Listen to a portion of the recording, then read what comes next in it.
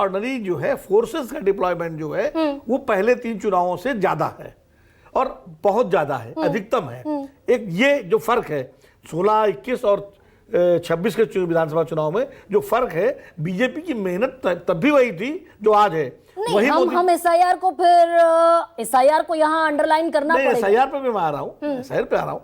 SIR एक मुद्दा है, मैं तो बीजेपी की कोशिशों की बात कर रहा हूँ। एसआईआर तो चुनाव आयोग का एक प्रक्रिया है। एसआईआर के बारे में जो अभी सुकेश ने कहा था, बड़ी अच्छी बात कही थी कि एसआईआर की वजह से बहुत, ये सुकेश ने कहा था या शायद राजीव ने कहा था, किसी ने कहा था कि एसआईआर की वजह से ममता बनर्जी के खिलाफ जो एंटी इनकम्बेंसी थी वो उससे फोकस हट करके एसआईआर पे फोकस हो गया। मैंने कहा, हाँ आप ही ने कहा था, तो मैं भी सहमत हूँ। इसलिए एसआईआर कई बार, और एसआईआर में मैं खाली मथुआओं के वोट भी कटे हैं, मुस्लिम्स के वोट भी कटे हैं, बड़ी जो 27.5 लाख संख्या में मथुआ समाज के लोगों के वोट, बड़ी संख्या में कटे हैं। मथुआ समाज के वोटर तो बीजेपी का वोटर रहा है। तो एसआईआर का कितना इफेक्ट पड़ेगा वो इंपॉर्टेंट नहीं है। इंपॉर्टेंट ये है कि जो फोर्सेस का डिप्लॉयमेंट हुआ है उसके बाद जो भय और विश्वास का नारा बीजेपी ने दिया था कि भय बनाम विश्वास की लड़ाई है, वो कितना कारगर हुआ है। और उसके जवाब में ममता बनर्जी का वही बंगाली अस्मिता का नारा, आज भी उनके सारे नेता बंगाल की बात कर रहे थे कि बंगाल पे हमला है और बंगाल के लोग इसका जवाब देंगे, बंगाल की जनता। पर आप एक बहुत इंपॉर्टेंट बात ये कह रहे थे कि चुनाव पोलराइज नहीं हुआ जितना 2021 में हिंदू मुसलमान के प्लांक पर चुनाव चला गया। उठा के देख लीजिए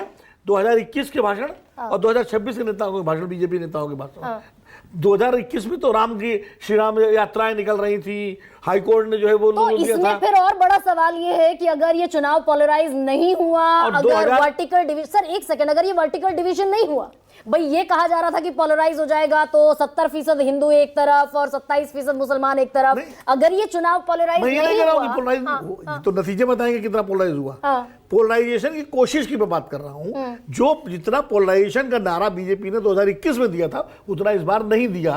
आप भाषण देखिए, बीजेपी ने बाकायदा पिछले चुनाव में तो ममता बानू, ममता बेगम, इस तरह के भाषाएं बोलते थे बीजेपी के नेता। इस बार कोई बोला नहीं बोला। प्रधानमंत्री नरेंद्र मोदी जी की रैलियां जितनी पिछले चुनाव में बंगाल में हुई थी, क्या उतनी हुई इस बार? अब हाँ, अमित शाह जी ने परमानेंट कैंप किया वहां पर। तो ऐसा नहीं है कि पिछले चुनाव में बीजेपी ने कमजोरी से लड़ी, कोई कमजोरी दिखाई थी। पूरे चुनाव में कमजोरी। पर इसमें बहुत इंपॉर्टेंट ये भी, अब संजय